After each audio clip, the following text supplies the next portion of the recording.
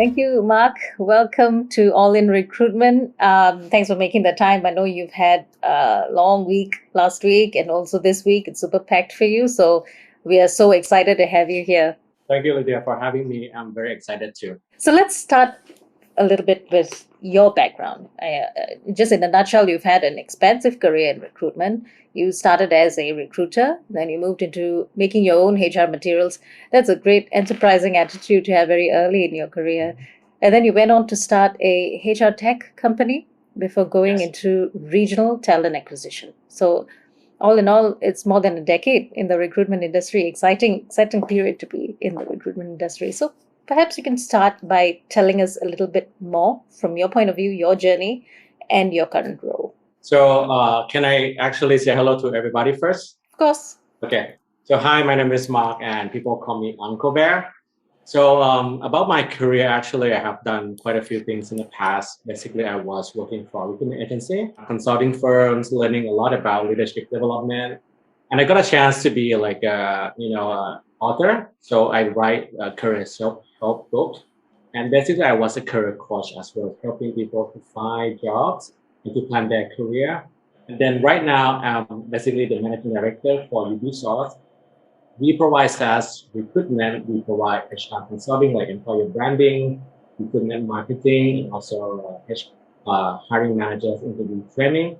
So today I'd like to share my knowledge and experience, and I hope that it can be very useful for you guys. Nice to meet you all. Yeah, I'm looking forward to hearing more about your thoughts on the candidate experience. And you mentioned you have a podcast, and that's Uncle Bear that you're known as, right? So you've gone into podcasting yourself, and you are also a prolific writer. So you've written a book, and you regularly write blog pieces on this specific topic. So how's that been for you so far? Any interesting feedback or compliments that you've received?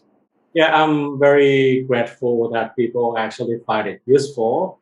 So I do write pretty often on LinkedIn right now. And, like normally when I write, I try to make sure that the content that I provide, people can find it useful and share it at the end.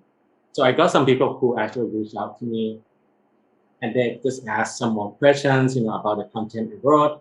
And some people just, write to say thank you. So I feel like if I can keep doing that and, keep contributing the useful content to audience, I think that's, an experience that I can learn a lot from them as well.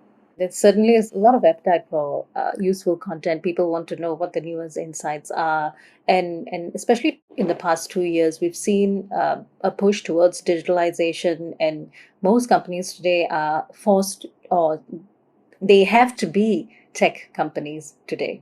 So in terms of recruitment, going back to your core expertise, what would you say might be the top 3 challenges facing tech recruitment today, and Okay. how do we tackle them? All right, Lydia, maybe I can emphasize on a few, maybe 2 challenges that I found like most resonating, right? Okay. The number one, I think that maybe companies, they don't have strong enough employer brand. And that's because I talked to a lot of people and they told me that it's really hard to find candidates in the tech industry. But for me, I believe that there are enough. But like normally when you look for candidates, you want only one person for one position, right? You don't need a lot of people. So how do you actually win them over? Convince them to join your company. If you have strong employer brand, then to do that is much easier. How do you know if your employer brand is strong? There are quite a few ways to see. You can see when you post a job, do you get a lot of applicants, or does it take long for you to find candidates? That's like the time to fill problem, right? So when you know that okay, you know what, maybe my company doesn't have that strong employer brand, then you might do a few things. Like for me, because I used to be a talent lead APAC, so I actually create some project about employer branding by myself, right? But if the company has some investment, they can actually hire someone like an employer branding manager. I think that way, there can be some dedicated person to actually launch, the project to build an EVP, employer value proposition. you can either use agency to help creating that, or you can build it by yourself. And once you create that EVP, then you can involve your people in the company to help amplifying your values. Maybe you can run like a workshop or something. You can provide like a course to teach them how they can become an ambassador, how how can they write thought leadership posts on social media like LinkedIn or Facebook. I think that way it can really help the employer brand to get better and better. The other challenge, I think that companies have rooms to improve the speed and the quality of hire. And I think, to do that, from my experience, I think recruiters or talent acquisition team that can educate the hiring managers, to be more engaging with the hiring process. They can leverage their network. They can, maybe join the sourcing jam or something, like help the recruitment team to source the candidates and maybe help in selling and closing the candidate, because hiring managers, they are key success for any hiring activity to be successful, and they can make or break the result, right? They can break the candidate experience when it takes longer. The candidate experience become, poor, right? And they can help increasing the quality of the employer brand as well. So I feel like the recruiter or talent acquisition team should really work with the hiring managers even more, even better.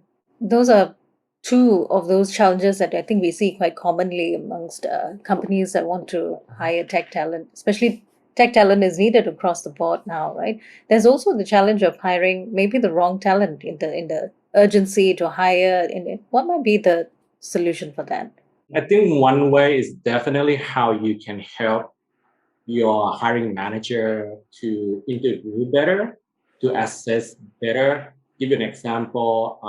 Normally hiring managers, they tend to focus more on the hard skills or someone from the same industry, especially in the tech industry. They want someone from, let's say we want someone from the MarTech only, right?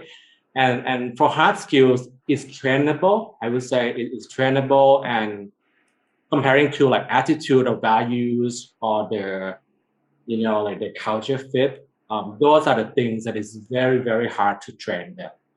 So recruiters can, build like a program to help hiring managers to know how they can use behavioral questions better, how they can, stop using bias to assess, those candidates. No, you make a great point. I think then the hiring managers do play, as you said, make or break the hiring experience, right? Exactly. And the end result. So we spoke quite a bit about the challenges, and there are lots of tools out there to automate the hiring process, such as our tool in Manatal is one of them. What kind of impact do you think these technologies and tools can have on recruitment? From my experience, I think it makes so much impact when it comes to your decision, like what you want to do, what kind of projects you want to initiate. So basically, for me, how do I know what to start or what to stop?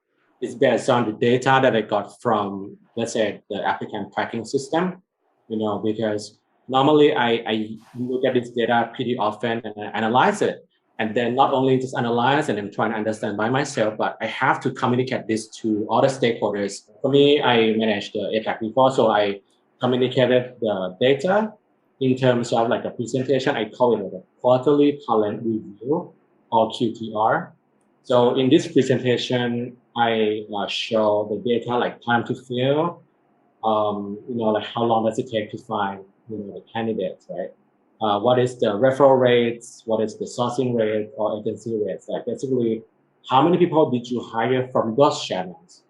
Let's say if the referral rates come down, then you might want to come up with the referral program, right? So I share this information to the stakeholders. Like for me, I share it to the functional leads, for example, sales leader, marketing leaders, customer success leader, and I also share it to country managers as well.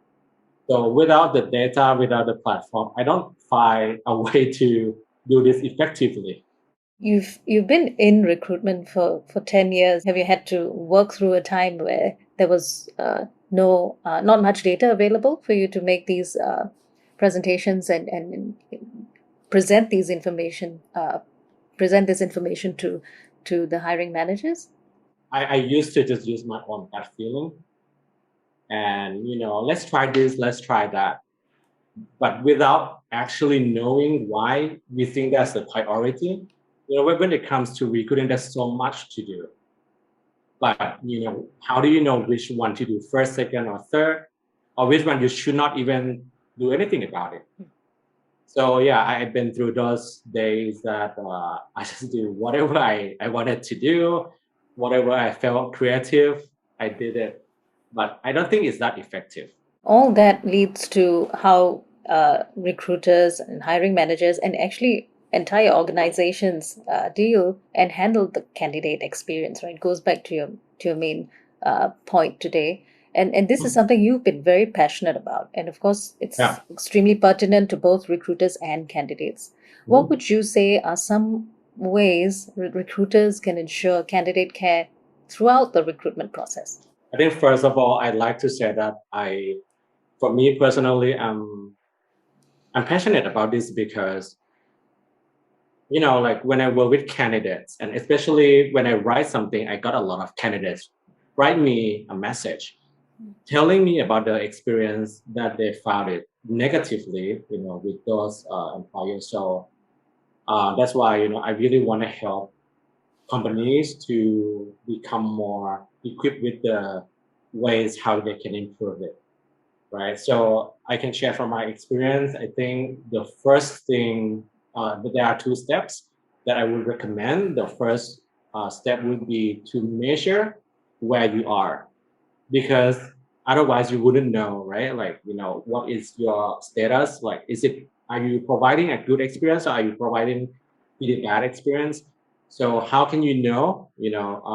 I think the first source of truth would come from basically the ATS. I just talked about it, right?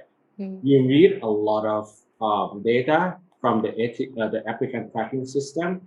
From my ATS that I use, it has this like a candidate survey.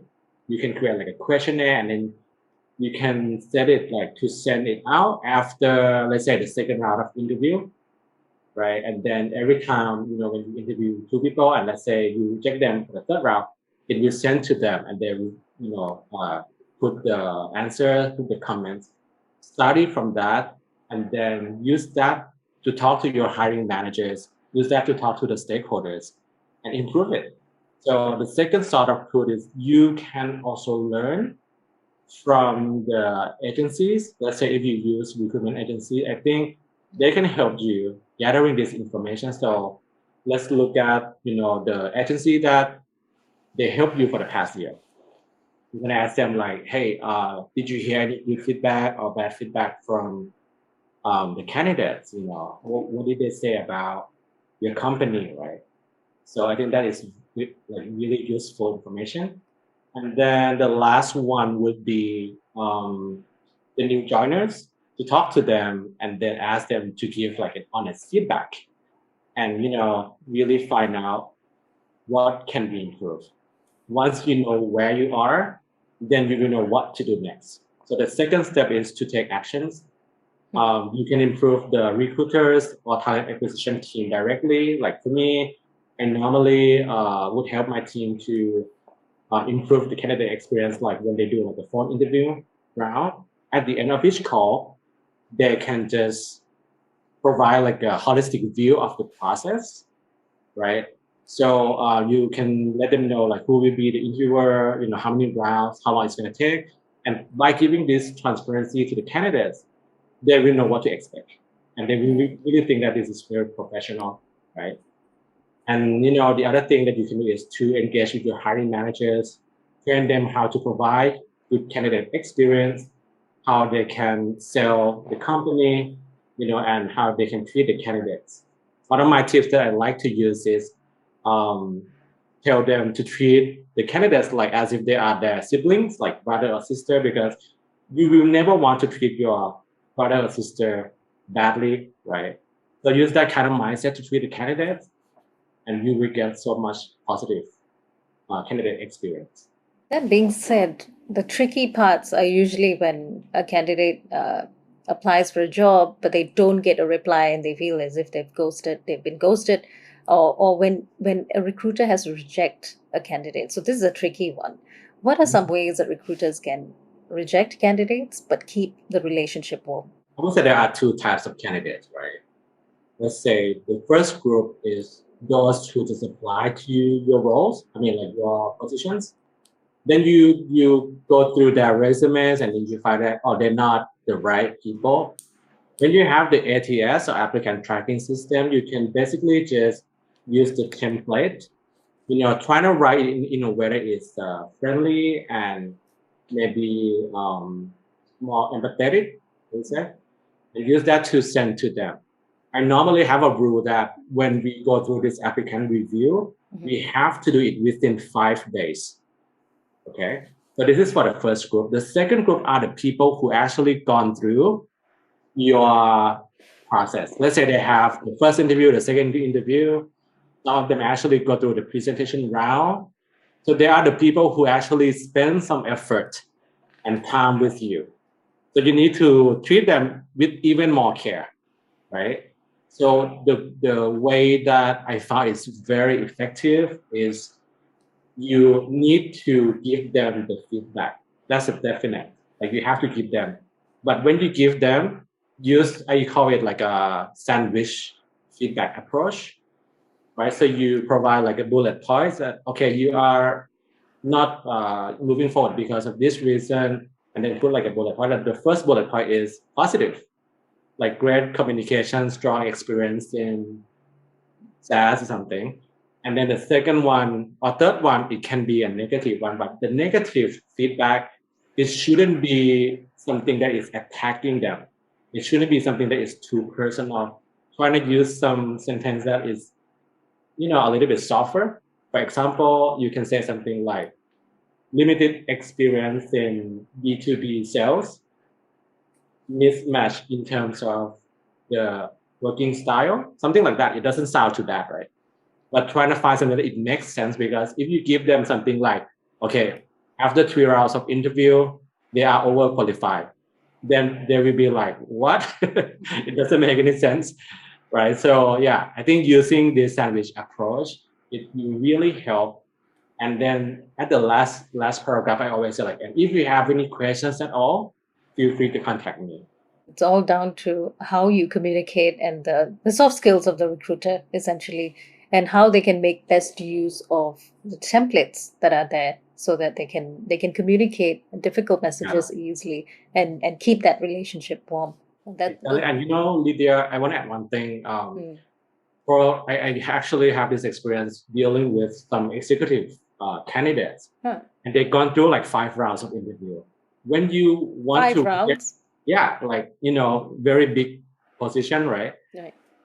When you want to reject them, you cannot just do this sandwich approach anymore because they spend so much energy and time and effort. So what I did was I actually had to ask my management team to write like a paragraph that I can actually use it to send to those candidates. Or if they really need to talk to them, to my management team, then I will talk to the candidate on the phone saying that, if you need to get more feedback, let's say my director is happy to talk to you about it. When you say something like that, they will totally appreciate what you're trying to provide to them.